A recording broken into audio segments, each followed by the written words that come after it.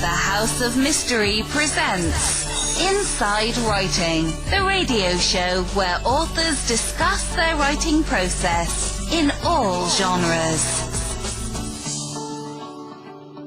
Welcome back into the House of Mystery. I'm Al Warren. Mr. Dave Martino is back. Yes, I'm back. See, no, it's back like I never left. Yeah, and it's your Friday, and finally you're actually back to normal after the big birthday weekend. Yeah, and, yeah. And it's over. I'm never normal. Normal. Oh, sounding Bostonish again. Yes. Got to get rid of that. Yeah, it's I'm trying to hide it. Yeah, keep it undercover. Well, now let's see. Today we are doing another author, and we're talking about a new book called When the House Burns. And with us is the author of that book, Priscilla Paton. Thank you for being on the show. Well, I'm honored to be here and very happy that you asked me. Yeah, it's a pleasure. It's a pleasure. So now, this book, let's talk about the basics of the book. Now, I guess it's a kind of a traditional detective mystery sort of thing. So let's talk about the main characteristics of the book. Well, I have two detectives based in the Twin Cities area of Minneapolis and St. Paul. They do work for a public agency that I invented because I did not want to be sued by a real police department. But their names are Detective Erik Jansson and Detective Deb Metzger. They're both tall, they're both athletic, they're both in their 30s, and they're both attracted to women. And let's just say they chafe on each other a little bit.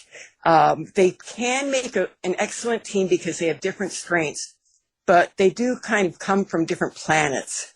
And what I've heard from readers is they most like the repartee between them, the exchanges between them. For other characters in this book, When the House Burns, which, yes, does concern houses, I could say it's about sex, death, and real estate. The other characters are Karma, a young widow who's a real estate agent, a young man named Rafe who works for a housing development company, and Rafe is a bit of a scene stealer. He could turn out to be the villain, or not. Or he could still be the villain. I'll let you decide that, but he's somebody who wants to ruthlessly reach the top. At least he thinks at first he wants to ruthlessly reach the top. But this book opens with the body of another realtor, a friend of Karma's, found shot. She's shot in the lot of a house for sale. So did a prospective client shoot her? Nobody knows. But it turns out this realtor was adulterous. So now the detectives begin looking at the husband and begin to look at all the developers and clients she worked with.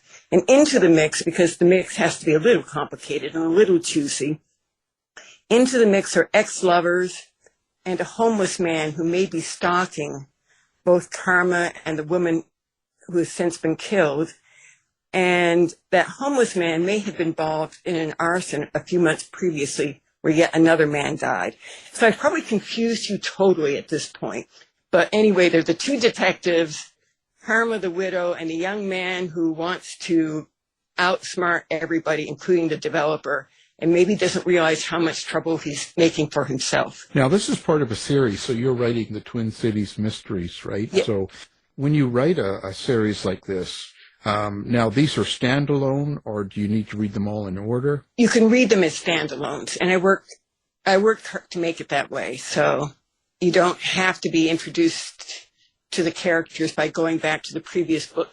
Of course, it's much, much richer if you read all the books. I have to say that as an author because I'm sure somewhere you can get a deal on all three of them.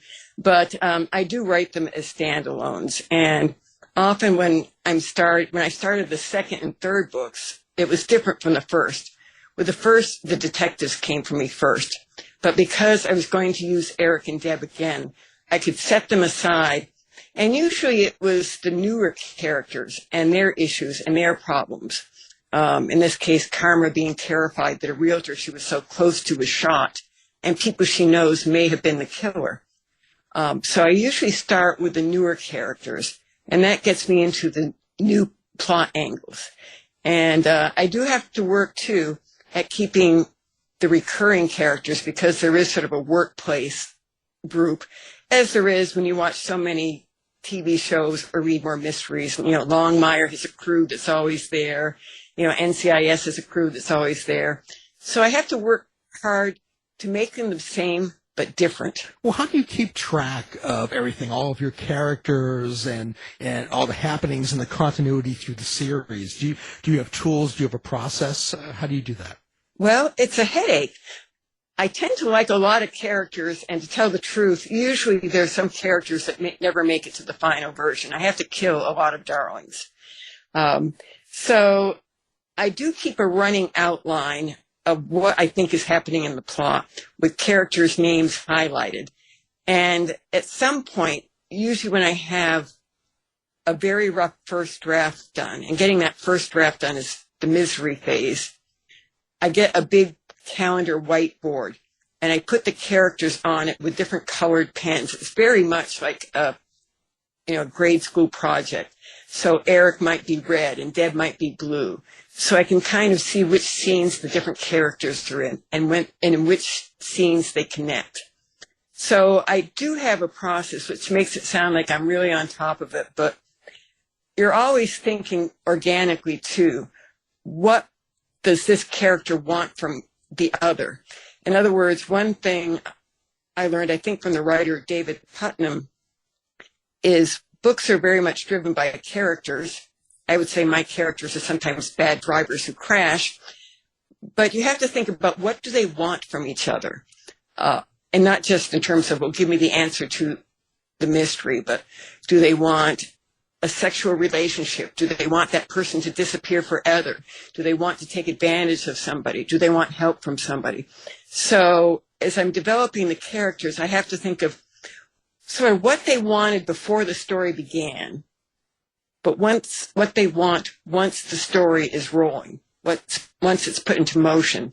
Because part of the intrigue of the book is how a character's motivations might be revealed or might actually shift as that character encounters different conflicts or is threatened or has some other drastic change in their life. So where do you come up with your characters, and how much of you is in each character? And do you have one that you're sort of particularly a favorite of, or one that you relate to the most? Well, I could start with the blanket statement that the characters are the alter egos of my alter egos. I do try to have some distance, but, there probably is a little bit of me in all the characters.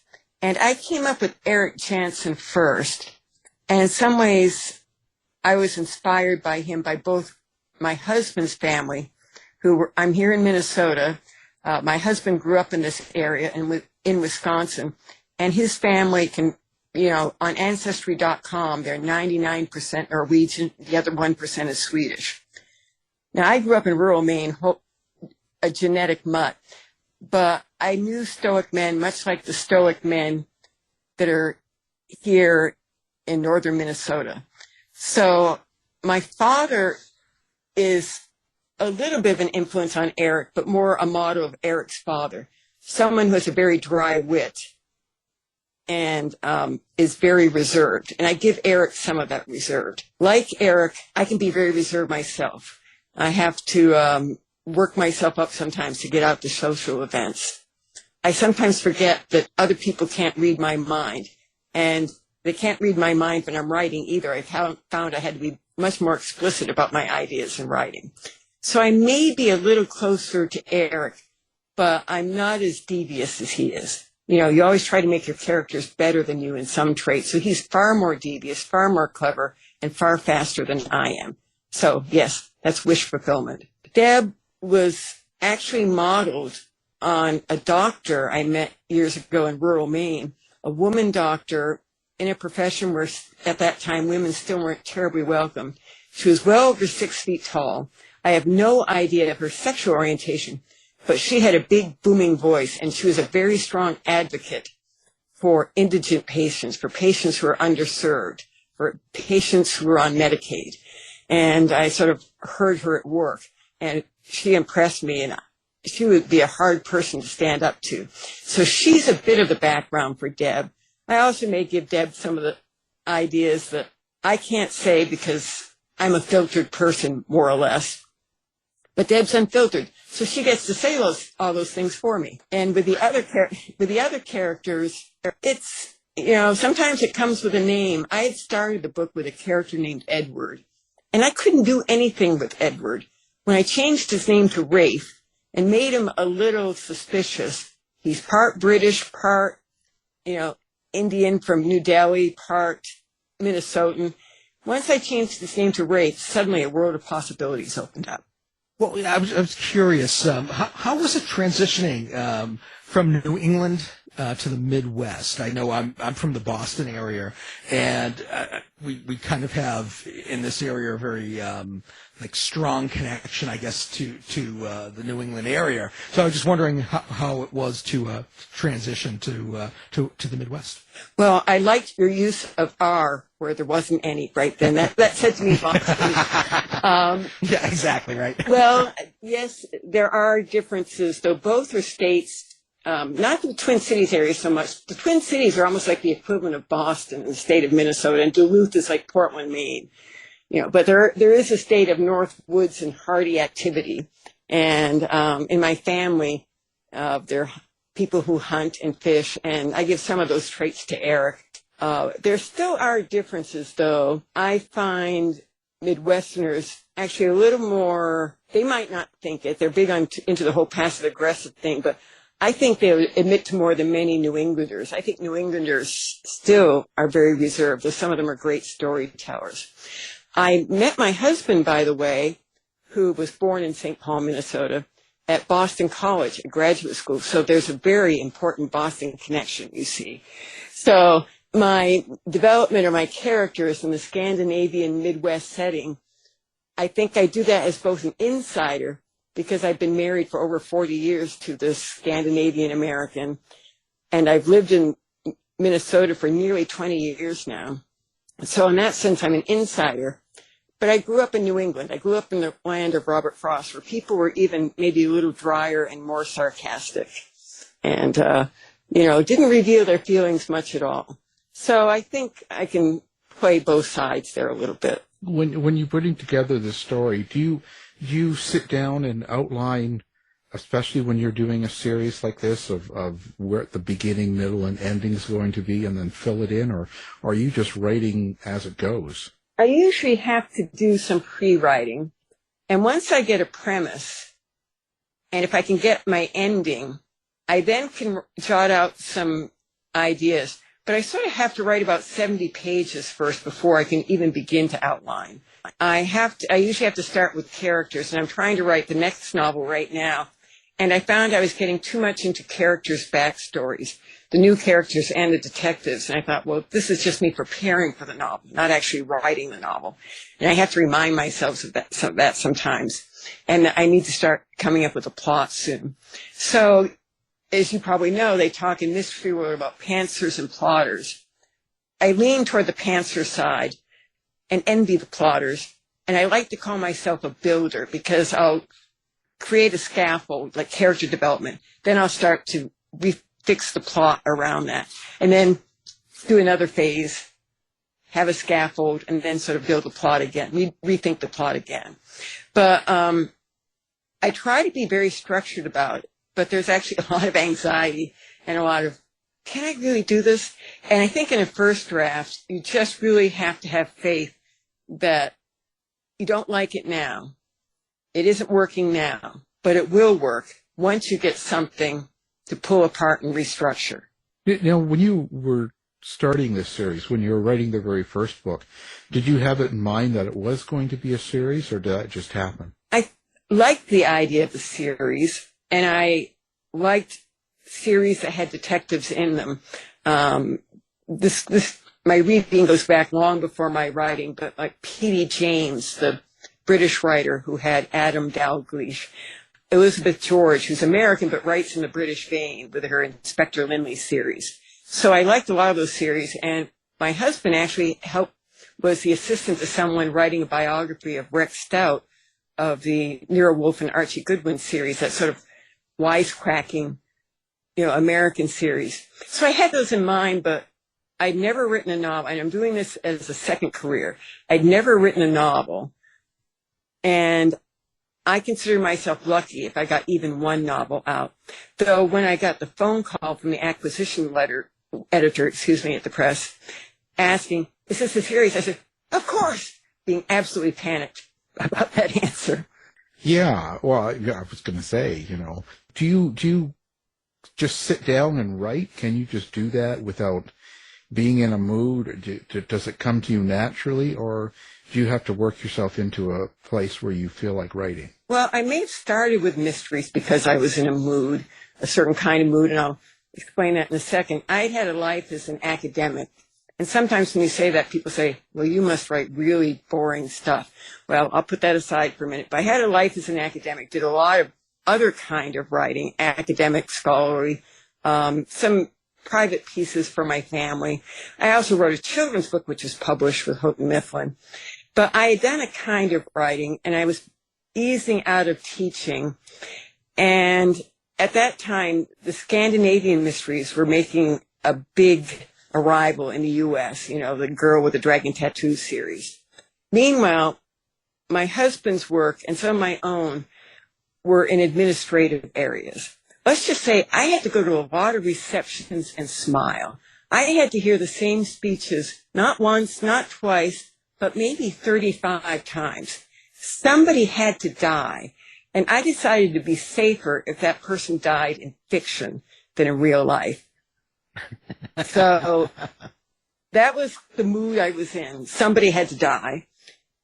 And the Scandinavian mysteries were so popular, and I started reading them. My husband's really a huge reader of all kinds of mysteries.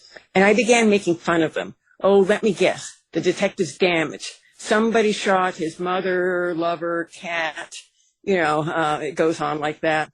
He drinks too much. The coffee is horrible. Why can't they make good coffee? So anyway, and somebody said, well, why didn't you try one? And I really wanted to try a different kind of writing. So I said, oh, sure. So, again, a good response, but it was difficult to start. And I have to thank the Loft Literary Center in Minneapolis, and particularly mystery writer David Housewright, because know what you don't know. I'd done all kinds of writing. I knew I didn't know how to write a mystery, so I took night classes at the Loft with David Housewright, and that made such a huge difference.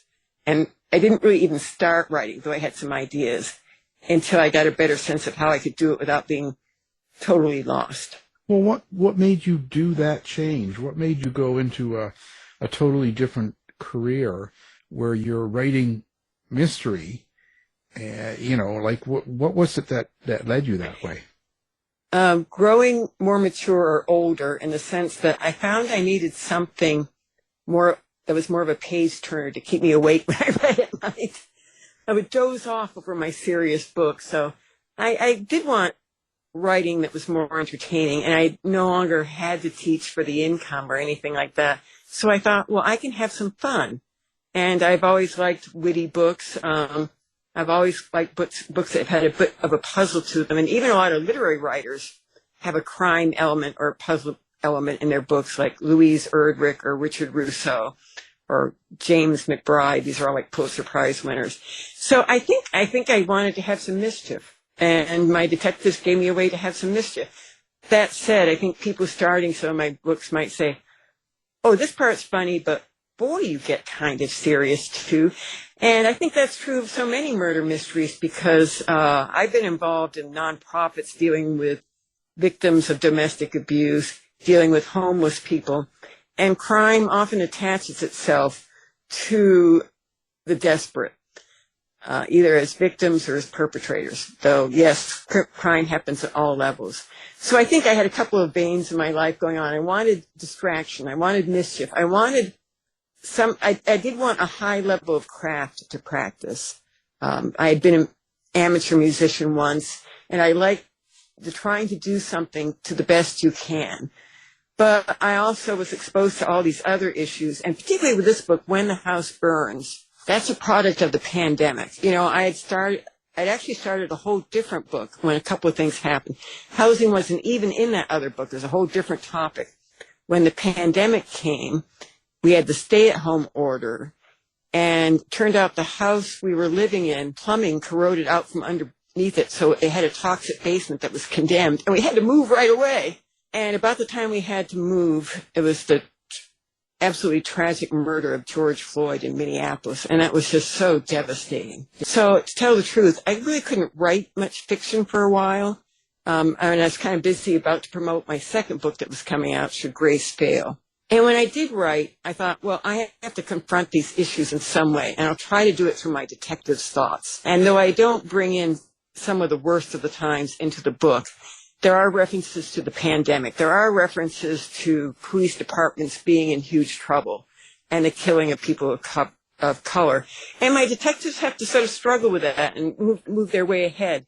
So in a way, writing for me, as agonizing as it can sometimes be, could be a fun place, but it could also be a safe place where it could vent some of those things that were troubling me so much. But I also think it was, maybe a difficult to cross over to academic writing, from academia to popular fiction, because I know it's not always looked at the same, doing popular fiction. I did have a lot of anxieties with my first novel, that my friends were academics, because academics make friends with other academics, surprising that is.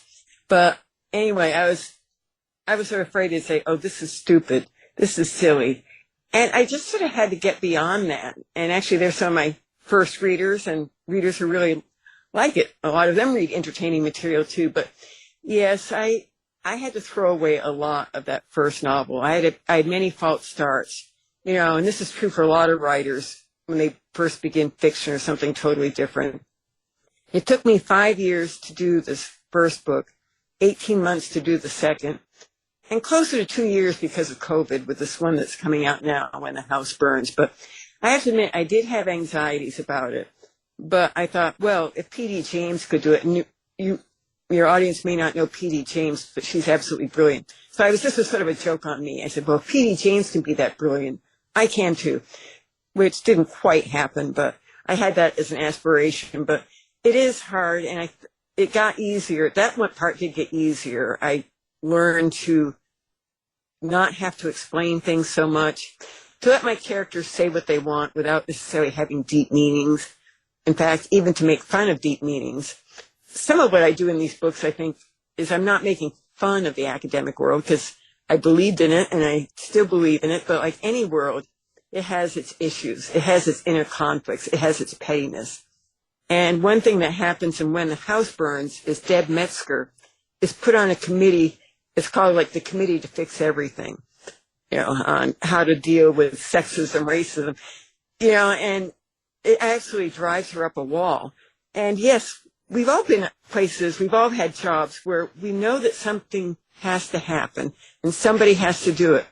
But we sometimes, our murderous instincts come out during those committee meetings. Let's say, at the end of the day, someone picks up your book. What is it you hope they take away from it? Well, I hope they have a great time. I hope they have a great time, and I hope they like the characters. I don't want to say I write totally likable characters. They all have flaws, but I hope they really feel, maybe like isn't the right word, engaged by the characters, and not just the detectives, but the other characters as well. But I also hope they find some heart in it. I mean, I thought hard and had my characters think hard about what home means to them. So I want them to have fun, but I also want them to feel sort of a more emotional satisfaction too. Maybe, again, I'm struggling to think of it myself, but when I was thinking about this book just this morning, and authors sometimes see things in their books after they had a distance on them. I think, well, in some ways, my assumption behind the book is that we all need a home, whether we deserve one or not. I borrowed that idea from poet Robert Frost. We all need a home, but it doesn't really feel like a home until it has a heart in it.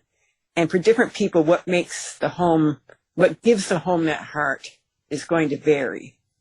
And you could say in this book, some of the people have homes that don't have enough heart in them, and that's the problem.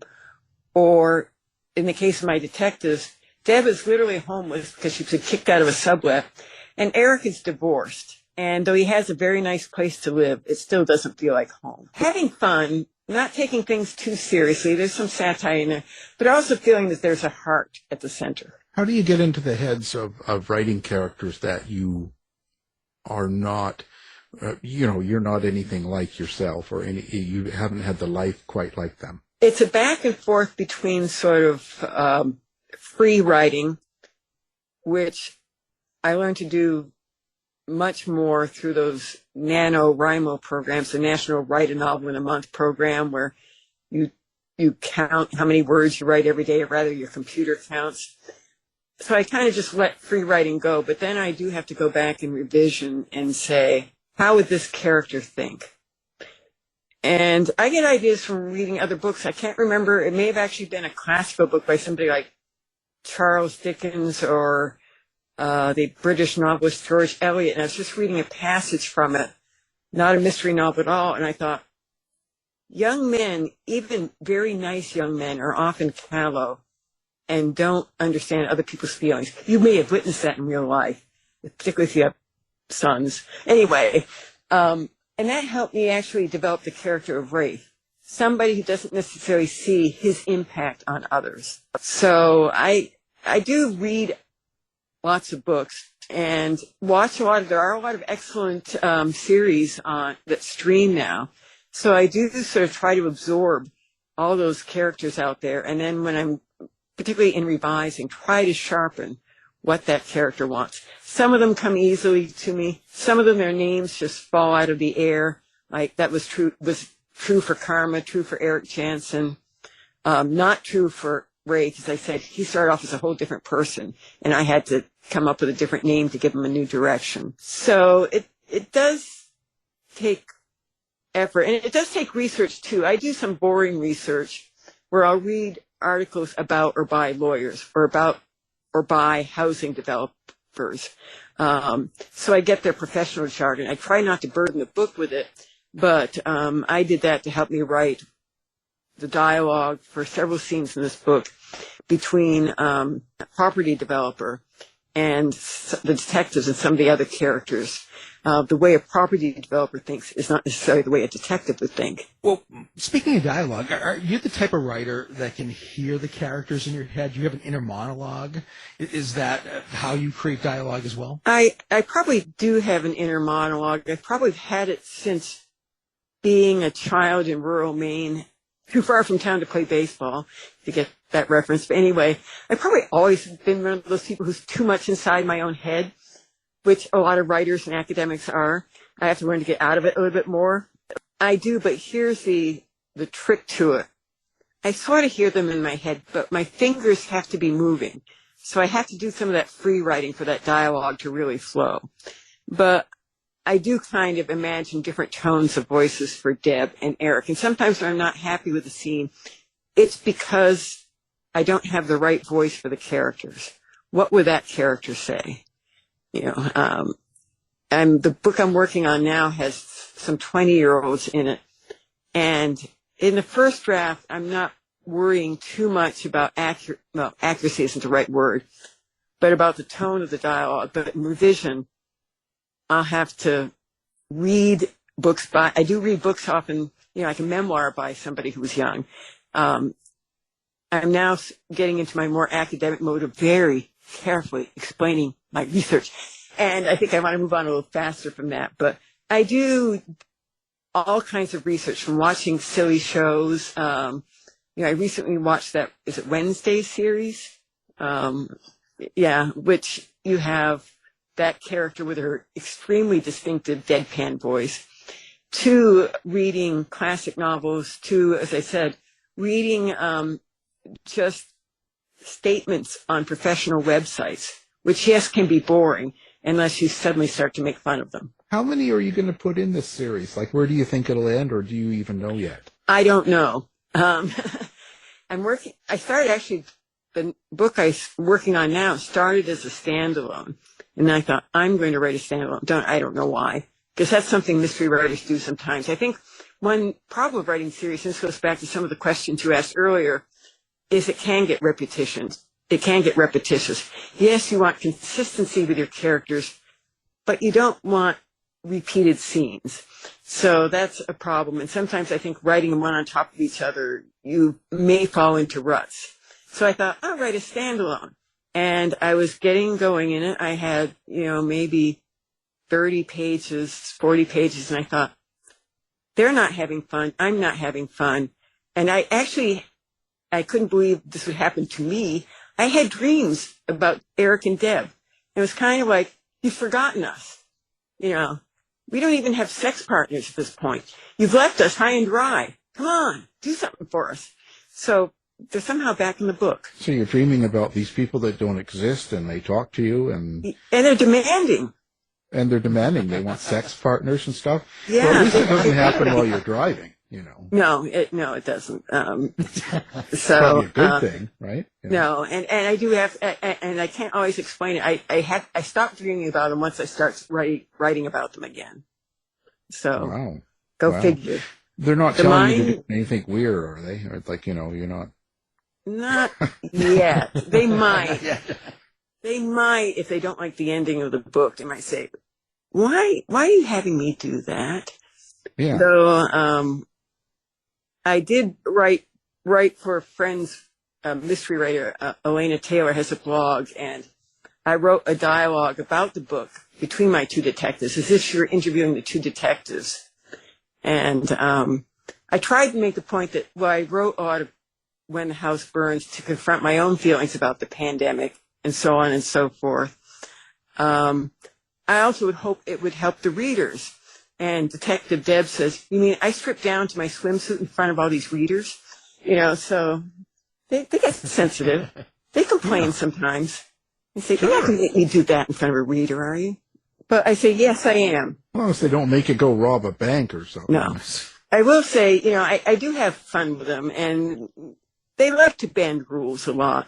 But on the more serious side, Erik, both my husband and I came from families where there was a strong sense of family and community duty. We didn't always agree with those duties. We might have different outlooks. But I gave some of that to Erik. Erik he may not admit it, but he's just sort of raised with that sense of duty, that you serve your community somehow. With Deb, she's maybe more on the activist side because her own upbringing, as though she had a family that was only half supportive when she came out as lesbian. Not that they outlawed her or anything like that, but just didn't make it as easy for her as they could have. And also, as part of her backstory, this is in book 1, so I will fill this in. You don't need to know it, but as a babysitter, she showed up at a job and found that the woman had been shot by her husband. So that's not a true story. That's a backstory, though it's influenced by a true crime. So she's maybe takes it a little more personally, is a little more active. And I think you'll get that note when you read the book. But the detectives like to have fun, too. Do you like to interact with your readers, and do you have social media set up, or do you have like a website? Where do people find you? I do have a website, and people can connect everything through that, and it's very simply myname.com, PriscillaPaton.com. Perfect. Of course, we'll have that up on our website, too, so people can find you, with one click. Right. Do you look at reviews and what people say about the books, or do you follow that, or are you involved in that, or are you the type of writer that doesn't look at any of that sort of stuff? Well, I kind of close one eye and turn my head half away and peek. And then I do read the good ones. I do look at some of them. I'm working with a publicist, and to tell the truth, she kind of screens them for me, so there's a little heads up, like, oh, a great one here, or I don't agree with this at all. So she's kind of protecting me a little bit when there's bad ones. And one thing about being an academic, your work is critiqued a great deal. Not quite in the way book reviews are, but still, you have to get used to it. And one thing I learned early on from David Housewright, the mystery writer / teacher, is you got to have rhino skin if you want to be a writer. You be sensitive inside, but you got to have rhino skin. And some people just won't get what you do. I've had reviews that said I was very wordy, where positive reviews say the writing is excellent, or the language is just very engaging. And I think, is, from all the books you've written and read, different types of books appeal to different readers. Someone who likes Mickey Spillane might not care for mine that much, but if they like some contemporary writers like S.J. Rosen or Deborah Crombie, who write very character-driven mysteries, where there's a lot of attention paid to the secondary characters, not just the detectives, then they might like mine. That's a way of saying that I change the topic when people bring up reviews. Oh, okay. And then, as I just did there.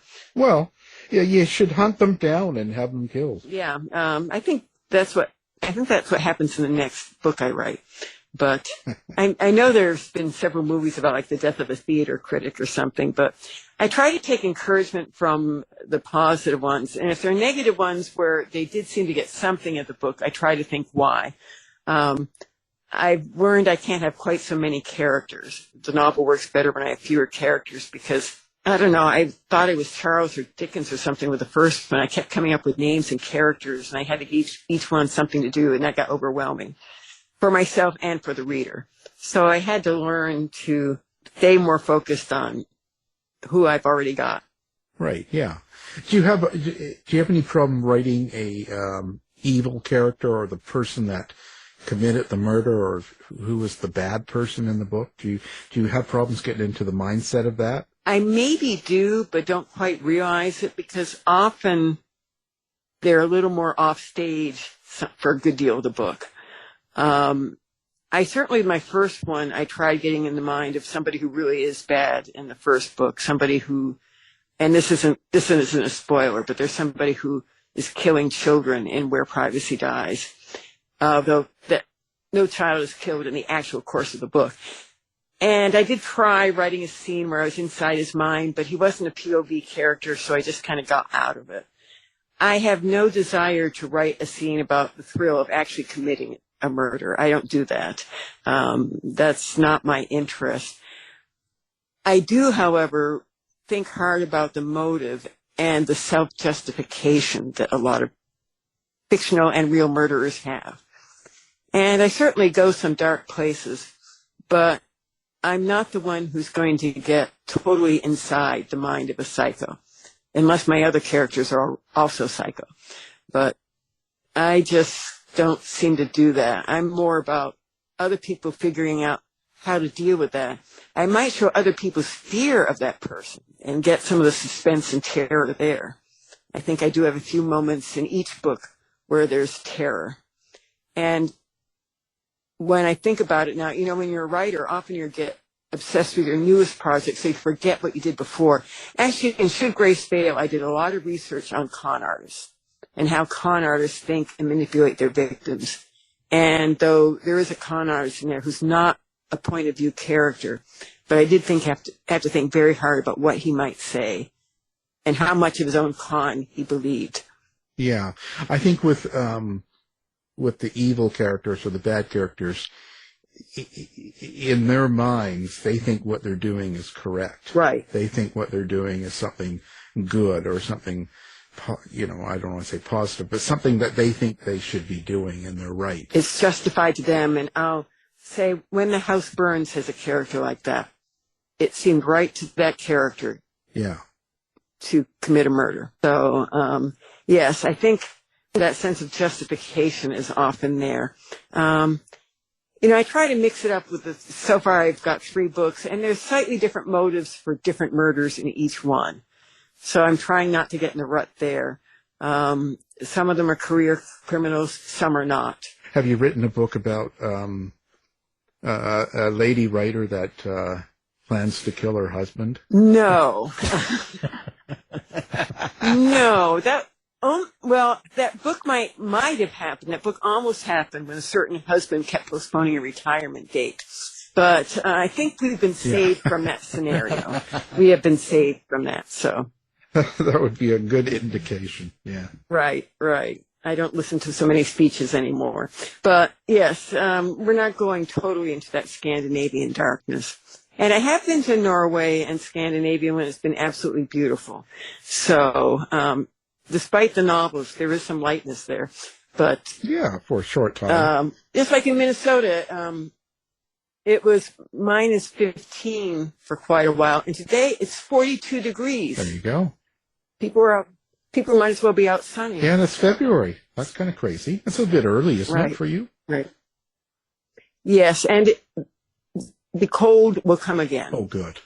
This is just a teaser. This is just to get your hopes up and then dash them again. Exactly. I think the Minnesota environment certainly does affect my writing, and I wrote a blog for a site once on, what you can do with the weather in Minnesota, because and this is true of a lot of northern states, true in New England too. You could have a 60-degree day in December. It'd be unusual, but could happen. I remember that kind of day once in Boston years ago when I was in graduate school. You can have snow in April. You can have thunder snow. There's all kinds of wonderful things you can do with the weather. You don't get a hurricane here, but you do get tornadoes. Another thing I really like, and I was very frustrated with this during the early stages of the pandemic, I really like doing site research because it's a wonderful form of research that may seem like procrastination. Like, oh, let's leave the house. Let's go out and drive around.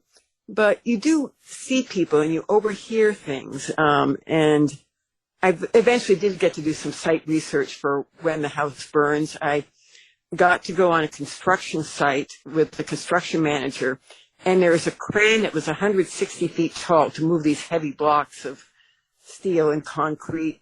And I learned, this did not make it into a book, so this is a bonus just for you, that the operator of the crane goes up a little elevator every morning with his lunchbox, and he stays up there for the full 8 hours. I think there are facilities up there, moving stuff around. So I learned that, but I learned a little bit about how dangerous construction can be too, and how much construction workers can be moved from place to place. So what does a writer do? A writer partly finds empathy in places where you wouldn't think to look for. Like, I hadn't thought of construction workers as often being very mobile, being moved from one job to another. Though I admit I escaped the Minnesota winter and vacationed in Florida for a little bit, and I saw some of the destruction from Hurricane Ian. And there are all kinds of construction workers down there from every place else, because that's where the need is right now. I'll bring this back to Minnesota because I had to come back to the snow. Research, I do believe in research, and I think that's a hangover from my academic days, because I do these books. I'm not working out a past trauma from my childhood, which was quite protected, but I do it to confront present traumas of my family and other people. And I think I do it to find more. I do it. It's very exploratory for me, as it is for my detectives. I'm trying to discover more about people, more about all kinds of things, from construction workers to women who are terrified for one reason or another, or, what do detectives do on their days off? Anything, I guess. Have you ever killed off someone that you know in your book? I have a fairly low death rate within the current plot. And I've had to be very careful. I've been connected with educational institutions and nonprofits. I've moved around a lot. That's good, because I always say this character is based on somebody I knew somewhere else, instead of saying, well, it's really based on you, but I can't tell you that. And well, I may have had some vengeance. Not so much a murder, but I may have put some people in awkward situations that I thought they deserved to be in. But pretty much I find that if I stay too close to a real character, that real character gets in the way. I have to at some point let the fiction take over and see what the fiction demands. Yeah, blame it on the characters when the people you know get hurt. Right. Yeah, I understand that. Wow. Now we know. Right. None of it's my fault, of course. No. Never. Wow. We have to leave it at that. Well, okay, so now the book we're talking about, time to buy it. It's called When the House Burns. And our guest is the author of that book and many more. Look her up. Priscilla Paton, thank you for being on the show. Well, thank you so much, Al. Thanks, Priscilla. You've been listening to the House of Mystery radio show. To find out more about our guests, hosts, or show, go to www.houseofmystery.com. Show's over for now. Was it as good for you as it was for me? Yeah. Good night. This has been a production of Something Weird Media. I'll be back.